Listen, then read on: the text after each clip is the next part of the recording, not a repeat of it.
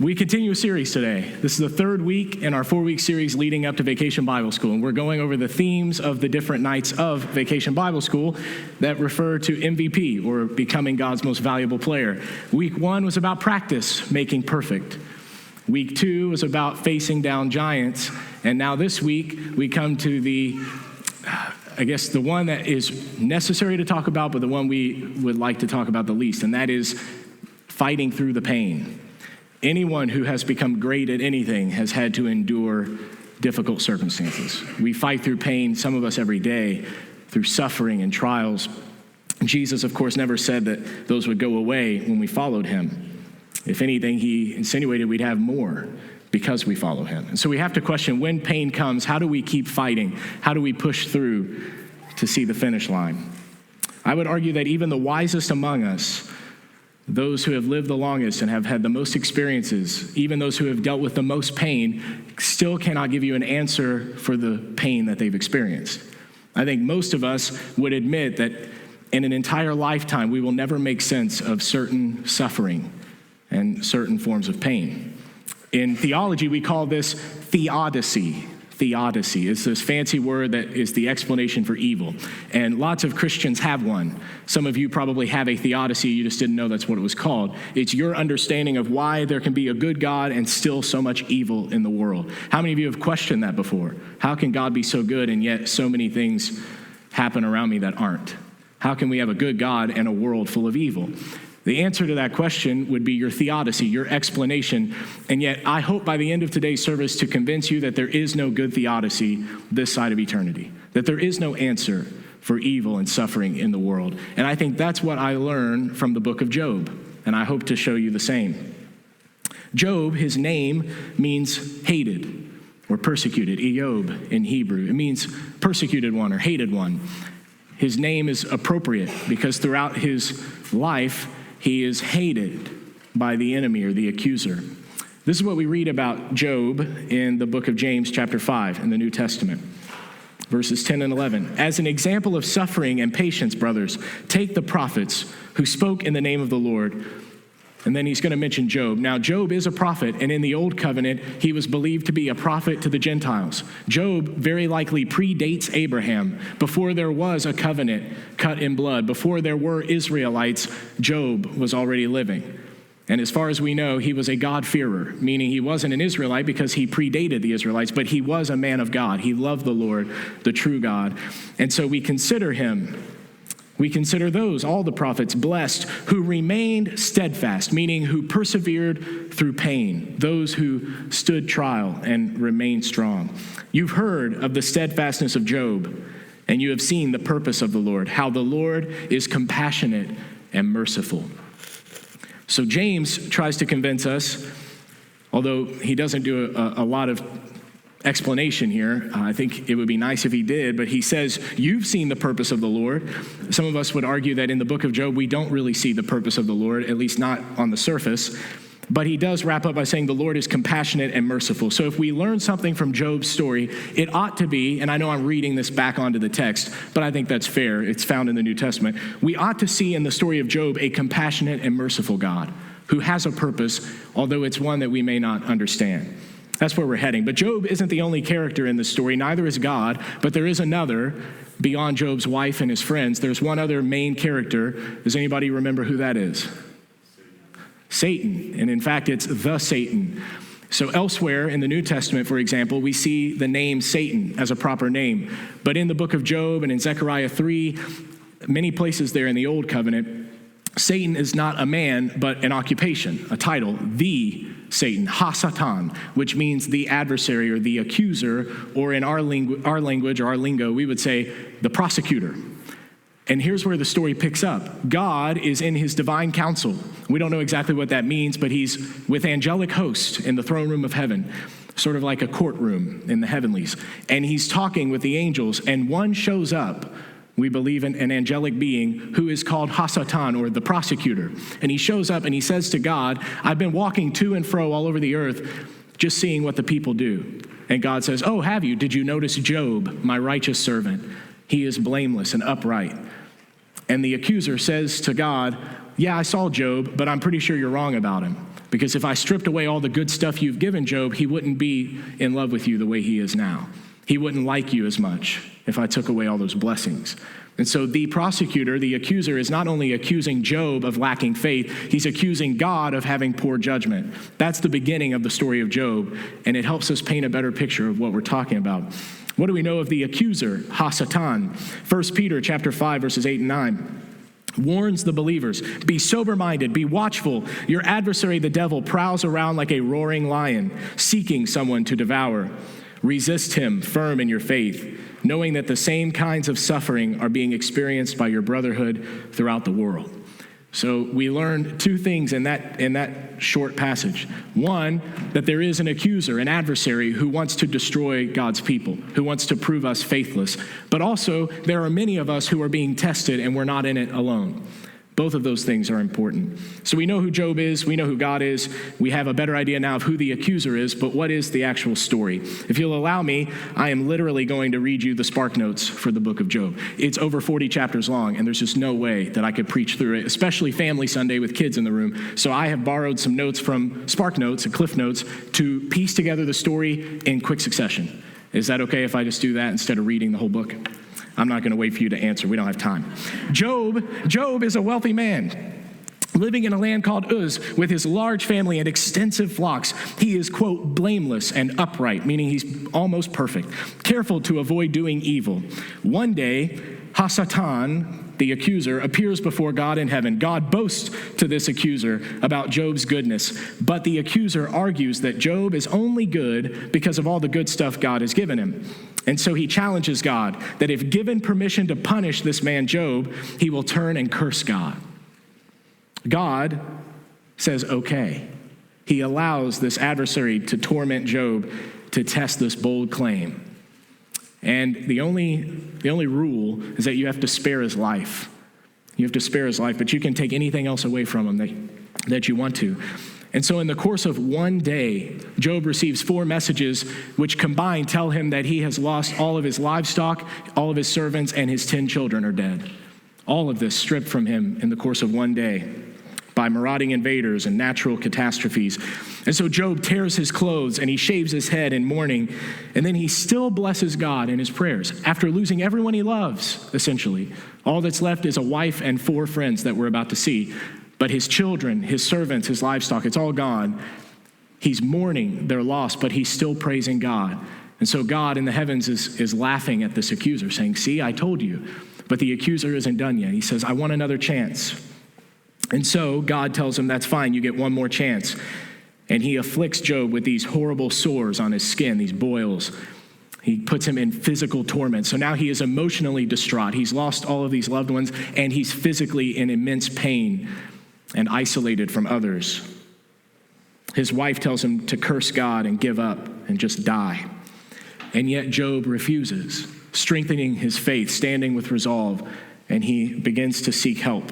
3 of his friends show up, Eliphaz, Bildad, and Zophar. They come to visit him. They sit with him in silence for 7 days, which is a period of mourning. All these people have died.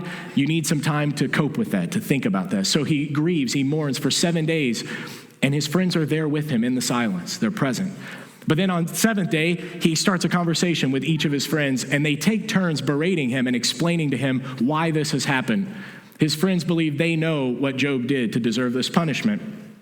They eventually, through all kinds of poetry in the book of Job, by the way, some beautiful Hebrew poetry, extremely complex and even, honestly, difficult to comprehend at times with modern English speakers.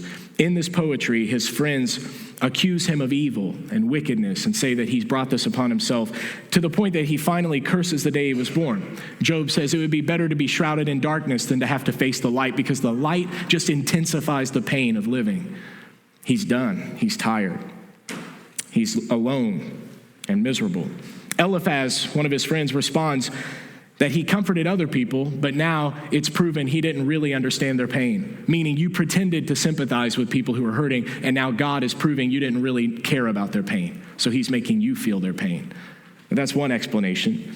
He believes Job's agony is due to some sin that he committed, and he needs to seek God's favor. Bildad and Zophar, his other friends, agree that Job must have done something wicked, and he needs to be more blameless. He needs to fix the error in his ways. He needs to do the right things, and then he won't be punished so badly.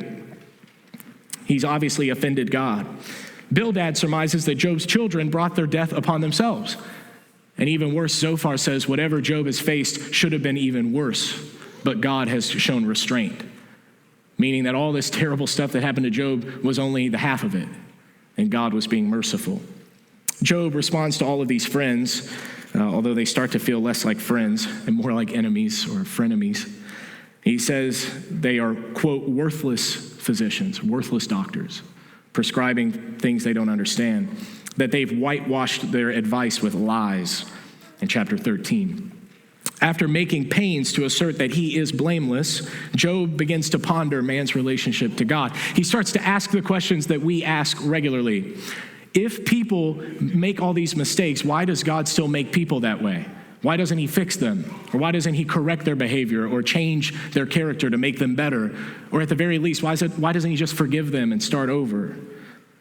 Second to that, he's unclear about how a human could appease God's justice, since God is unseen and his ways are inscrutable beyond our human understanding. Moreover, humans can't possibly persuade God with our words, and so he doesn't know what to do or what to say about his situation. He begins to admit to God that I know I can't deceive you, I know I can't persuade you, I know I can't convince you in any way, and I have no control over you. I need somebody to intercede for me. I need a mediator. I need someone to stand in the gap, to bridge the space between me and you, me, the seen human being, and you, the unseen divine God. I need a mediator. Now, I'll stop here and say I think this is typological. I think his desire for someone to stand in that gap is pointing directly to Jesus, who of course will come later and bridge the gap between sinful man and our perfect God. But that's a sermon for another day. Job's friends, they're offended that he has scorned their wisdom, that he doesn't believe them, that he's still defending himself. They think he's being crafty, that he doesn't fear God, that he's delusional.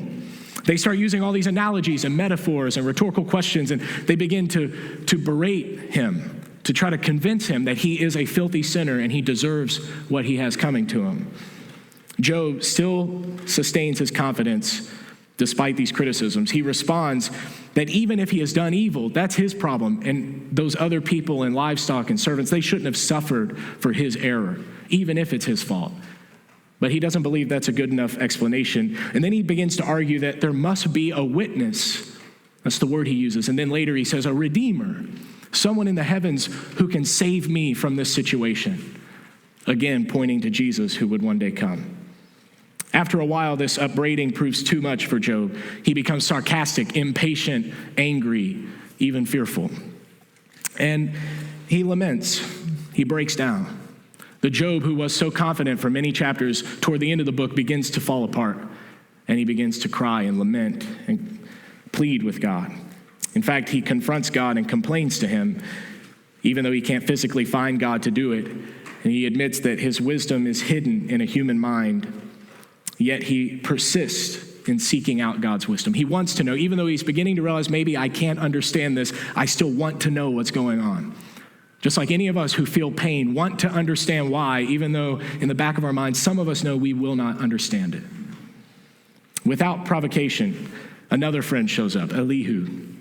He suddenly enters this conversation, and this young man, Elihu, believes that Job probably did do something evil, but he adds to his explanation something pretty profound. He says to Job that God communicates with human beings through two ways. One is visions or revelation.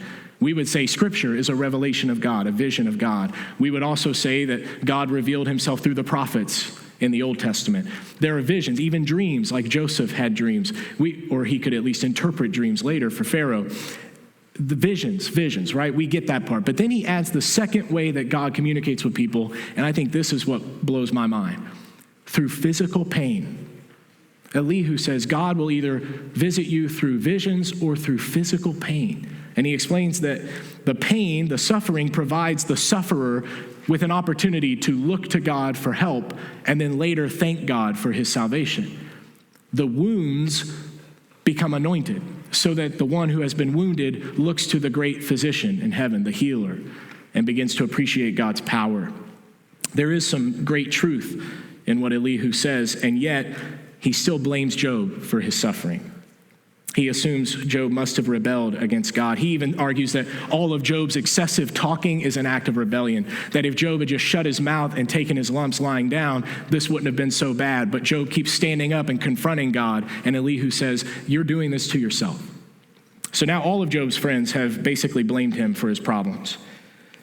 He cries out again to God, and then toward the very end of the whole book, finally, the God who has been silent for chapter after chapter speaks.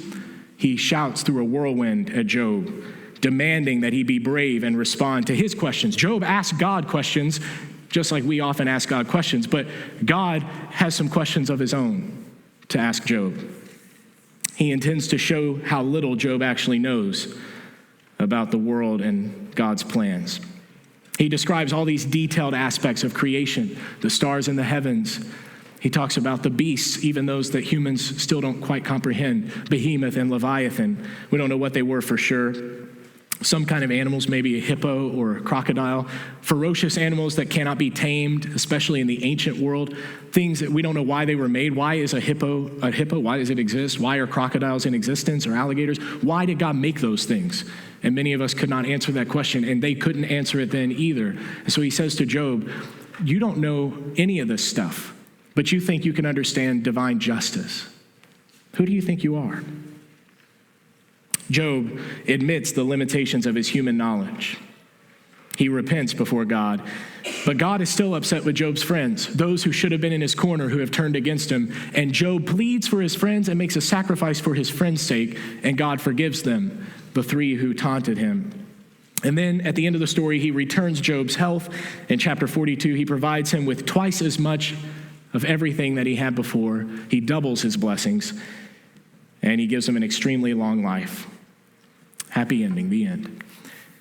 Now, the ending may seem happy, but we know the pain in the middle almost feels like it isn't worth it.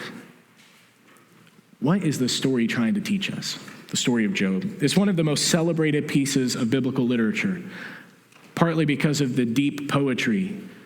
It begins with a couple chapters of prose, and then a bunch of poetry, and then another chapter of prose at the end. It's really amazing the way that it's structured, the way that the characters come to life. Job's friends feel real when you read their comments. It's like their mood changes throughout the story. Their opinions begin to grow and adapt. Even Job changes throughout the story.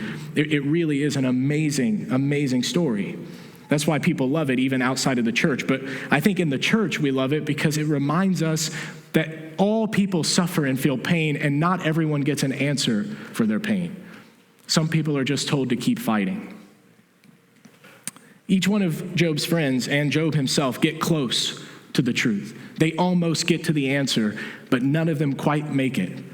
There's elements of truth in every one of their arguments, just like there is some falsity in every one of their arguments. They're all a little bit right and a little bit wrong. And finally, God interjects and says, you're all missing the point. You have to trust me. You have to trust me. You're not going to figure this out.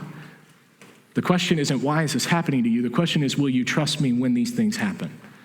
Will you continue to fight on, believing that I am still with you and for you? Bildad told Job, if you're pure and upright, God will rouse himself for you. But later he goads Job. He says, you just aren't a blameless person like you should be. They understand that God should bless the righteous and punish the wicked. They don't understand that sometimes the wicked are blessed and the righteous suffer. And so they're left asking the unanswerable question, why do good things happen to bad people, and why do bad things happen to good people? And I think anyone in this room would admit we've asked that question, or those questions. That's the dominant theme of the book of Job, the difficulty of understanding why an all-powerful God would allow people to suffer. Job wants to justify God's actions, but God says, you don't need to do that for me. You don't have to justify my actions. Job wants to defend his case, and God says, I already know you better than you know yourself. You don't need to defend yourself. You just need to trust me. The story in chapter 38 has this powerful declaration. God boasts to Job. He says, have you comprehended the expanse of the earth? Declare if you know all of this. He says to Job, "Do you understand all that I have made? Let me know if you think you get it." And of course, it's rhetorical. God is suggesting even then that maybe people shouldn't discuss divine justice, the good and bad of life, why good things happen and bad things happen to different people. Maybe we shouldn't bother trying to answer that question because we just can't answer it. Rather, we need to trust that God is good and he is justified in all of his ways. So that's the story of Job. C.S. Lewis says that God whispers in pleasure, but he shouts in our pain. And I think that's true for many of us. We know God is there on a wedding day at the altar or in the hospital room when we hold a newborn baby. Those moments of great pleasure, we hear God whispering that he loves us. But it is in moments of pain and agony when we hear God shouting out to us, reaching out for us. It's often when we shout out to him. 5 points this morning. 5 points and we'll be done. First, God gives and he takes away. If we want to figure out how to fight through the pain, we need to understand these 5 things. God gives and he takes away. Job chapter 1, verse 21, he said, "Naked I came from my mother's womb, and naked shall I return.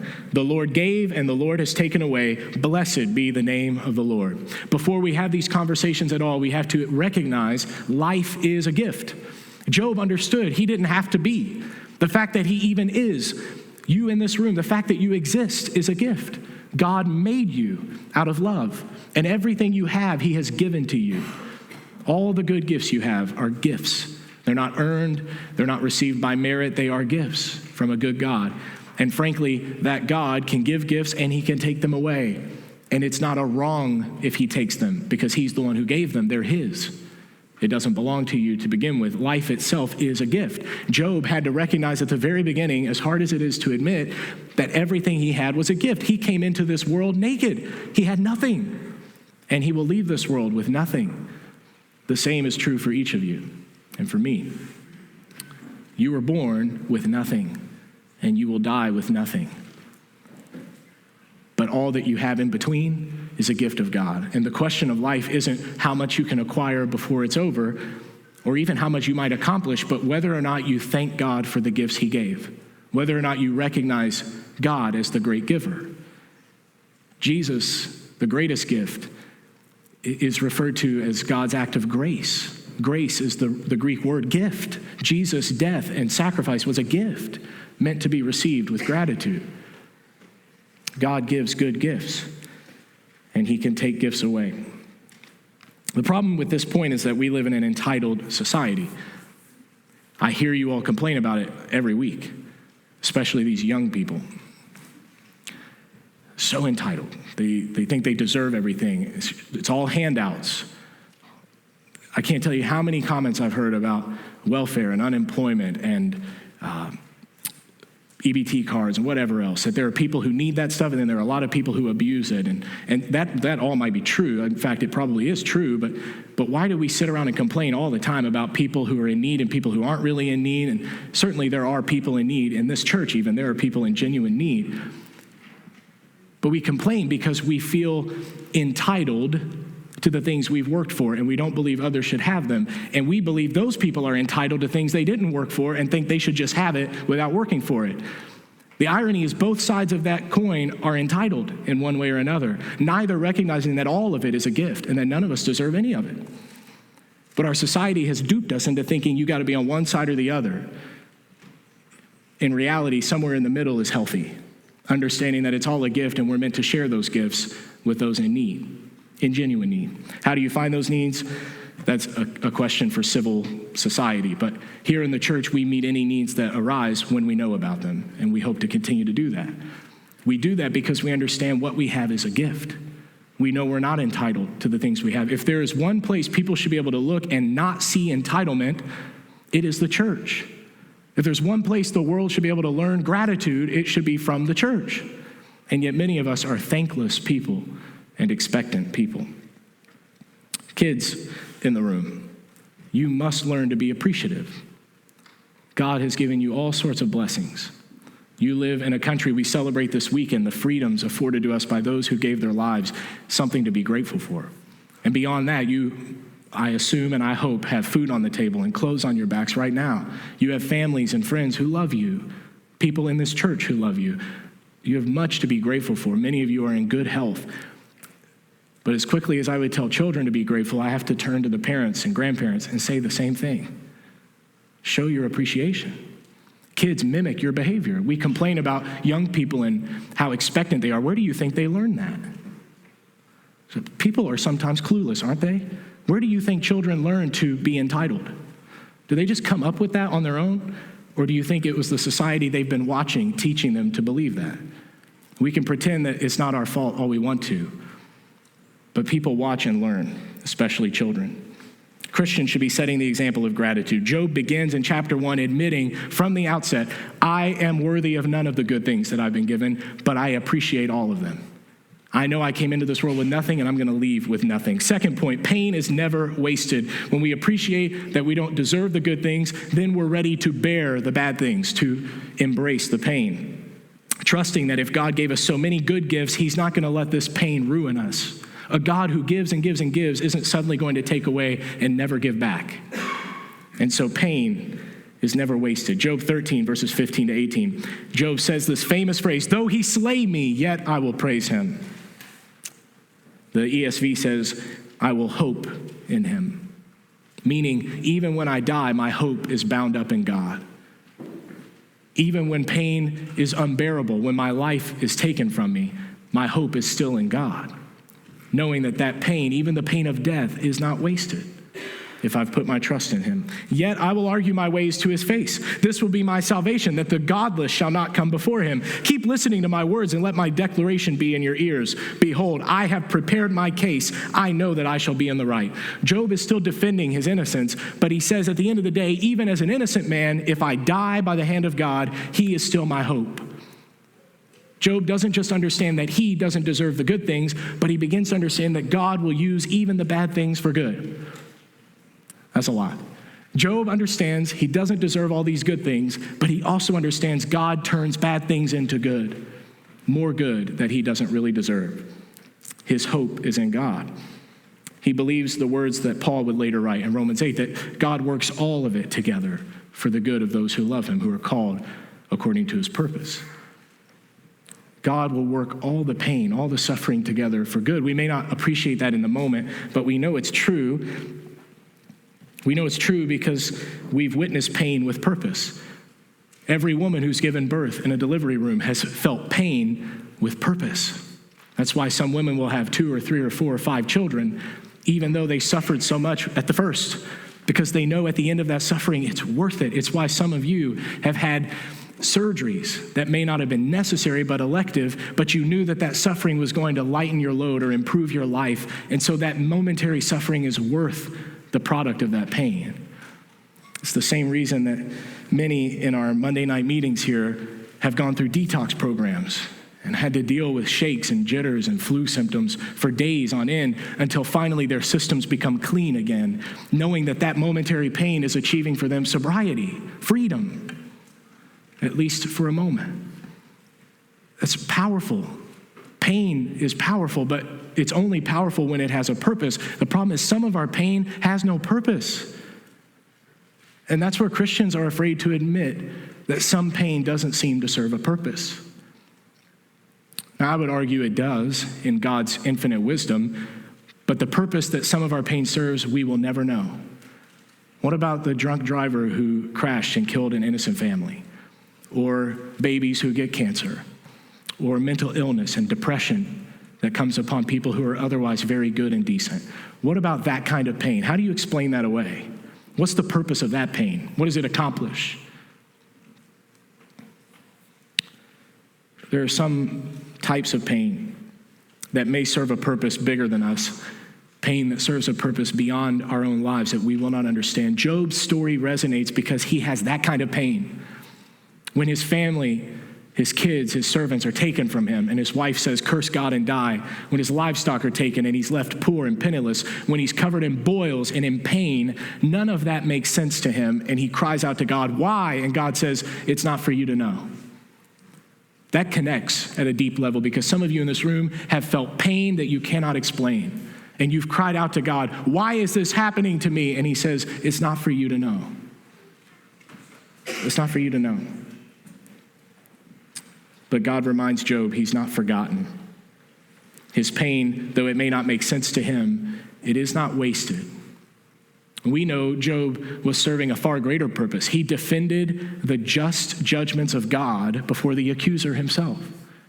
Now, that's a pretty great purpose for a life. Job could have just lived a decent life and died, but rather he lived a life which, of course, ended in double blessing. But before that ever happened, even in his suffering, he said, if I die, I will praise him, understanding this pain will not be wasted, because even though he didn't know it yet, he was serving a greater purpose.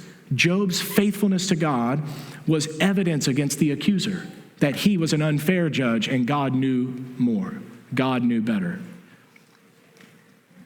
Job was never forgotten, and his pain was never wasted. 2 Corinthians 4:17 says, this light momentary affliction is preparing for us an eternal weight of glory beyond our comprehension. Beyond, as the ESV says, beyond all comparison. There's nothing like it. The glory God has in store for us at the end of our suffering will not compare with anything we have ever witnessed before. Pain is not wasted. Number 3, we don't suffer alone. We do not suffer alone. The rabbis believe that Job's wife and friends were spared when his children and livestock were taken and his servants. They believe the wife and friends were spared because rabbinical tradition, Jewish rabbinical tradition, says that life without friends isn't worth living, and that a wife is of one flesh with a husband. And so to kill a wife or to take a wife is to kill part of the husband himself. And so because of that, Job, when he was spared, when God said you can hurt him, but you can't take his life, God may have been insinuating you can hurt him and take his stuff and his children, but you cannot take his partner, his wife, and you cannot take his friends, because without those people, there's not much left for him to live for. He may still believe in me, but why would he bother even living? Now, there's a sermon within itself, but we need to understand God did not leave Job alone. He left him his wife and his friends, and in the beginning, they were patient. But even they lost faith as the journey continued. Job 23, verses 8 and 9, we see Job's loneliness. Behold, I go forward, but God is not there. Backward, but I don't perceive him. To the left hand, when he's working, I do not behold him. He turns to the right hand, but I do not see him. Job says, whatever direction I look, God is absent. He's gone. I can't find him. I can't see him. I don't know where he is. I think many of us have felt in moments of pain like God is absent. We look all around, we cry to the heavens, we pray and pray and pray, and we seek counsel, and it's like God is gone. He just disappears for a while. The Israelites dealt with that throughout their journeys. Where is God when we need him? Why hasn't he shown up?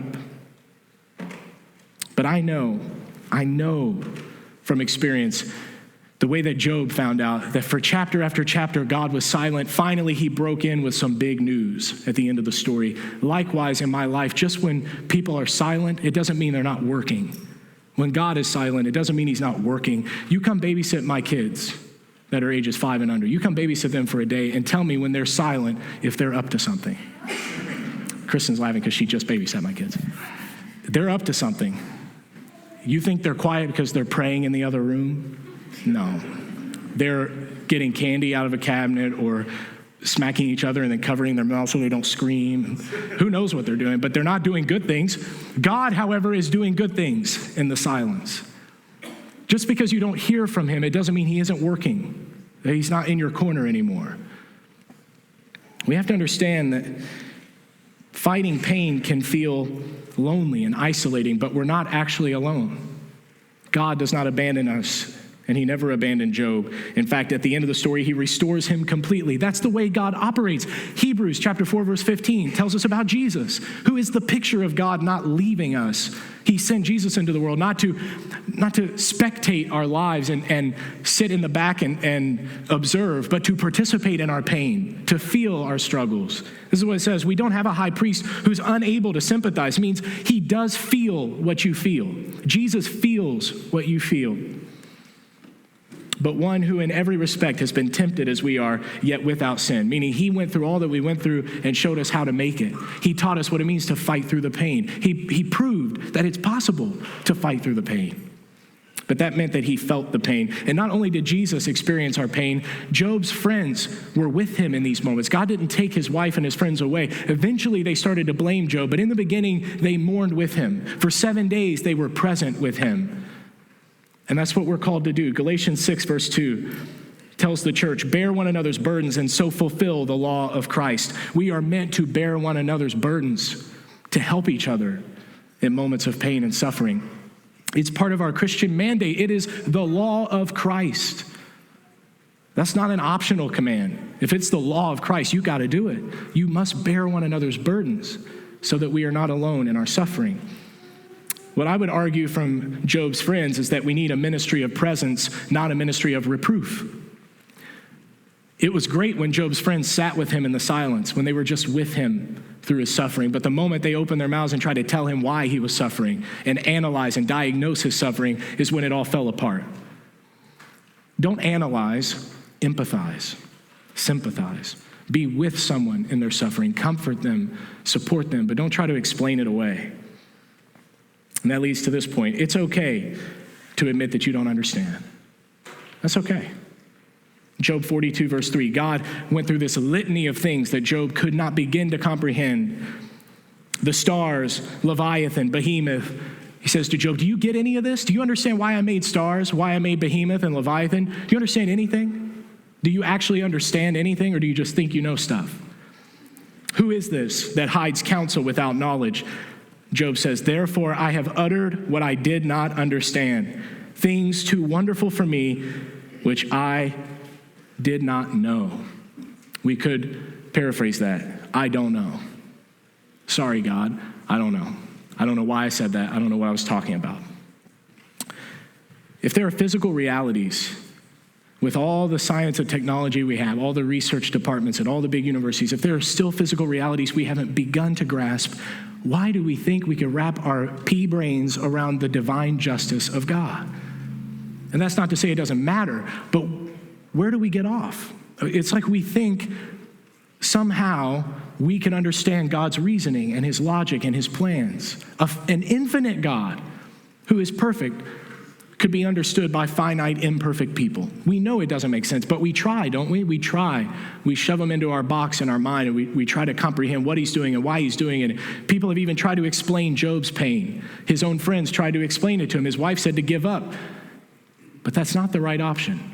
There is an option where we admit we just don't know, in which case we must trust God. It's okay to admit that you don't understand. It's not okay to give up. Put your trust in God. Would you practice something with me? Kids and adults, okay? Take your arms, drop them, okay? Lift your shoulders up. Hold your hands up. Say, I don't know. Okay? I learned this a long time ago. And my wife hates it. What do you want for dinner? I don't know. That's the start of many arguments. What were you doing in there?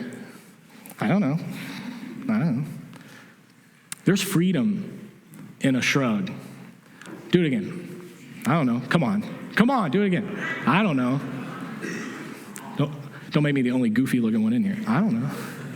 I usually don't shrug, I shake my head. I don't know. You can do that. So shake your head, no. Shake your head. I don't know. Why do bad things happen to good people? You test it out. Why do bad things happen to good people? I don't know. Isn't that freeing? I don't know. People come to me, you're a pastor, you have degrees in the Bible. Why did this happen? Why did God do this? I don't know. I'm sorry that you're going through this, but I don't know.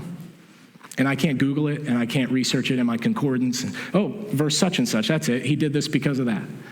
It's not in there. I don't know. One more time. I don't know. Kids, it's okay if you don't know. And I'll tell you a secret, your parents don't know either. And that's okay too, because they love you. And God does know. But some of the things God knows, we just can't understand. And so we're left to shrug and say, I don't know. But in that freedom, we get to our last point. God gives more grace. Would you stand with me as we close? And would the band come back up? Job 42, verse 12 says, and the Lord blessed the latter days of Job more than the beginning.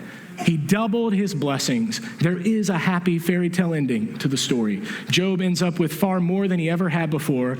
And you may think, well, you can't replace his children. But I would argue he'll be with them in the resurrection, that he'll have those children, and they've been in God's safekeeping. So if you think of it that way, it's really not that sour of a story. He felt the pain of loss, but God redoubled all that he had.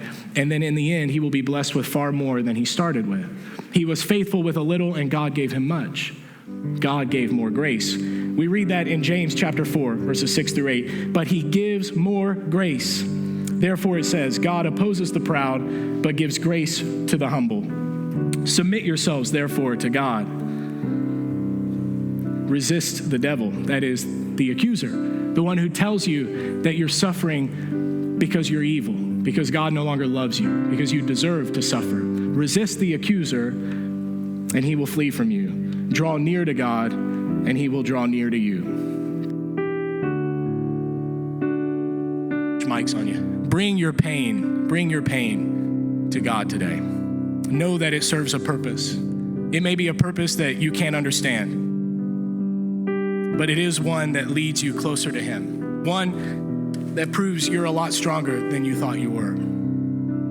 He has a plan. And it may not make sense to you in this moment. Some of you in this exact moment are struggling in pain, physical or emotional. And you have questioned God and he has not answered you. But I promise you, your chapter 42 is coming. You will be more blessed in the end than you ever were in the beginning. And you have to hold on to hope. You have to fight through the pain. And you do not fight alone.